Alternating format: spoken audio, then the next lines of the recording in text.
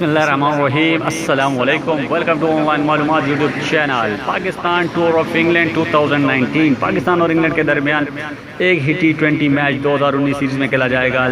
दोस्तों इस वीडियो में हम आपको बताएंगे कि ये मैच किस टाइम खेला जाएगा और किस दिन ये मैच होगा दोस्तों।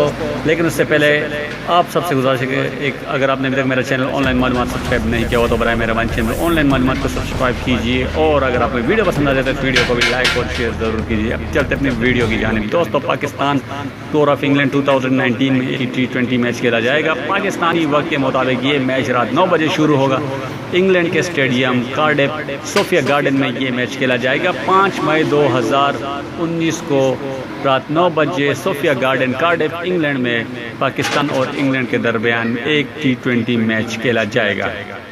दोस्तों एक मतलब आपको फिर बताते चले, Pakistan versus England only T20 match 2019 5 मई 2019 सोफिया गार्डन कार्डिफ रात 9 बजे पाकिस्तानी वक्त के मुताबिक शुरू होगा।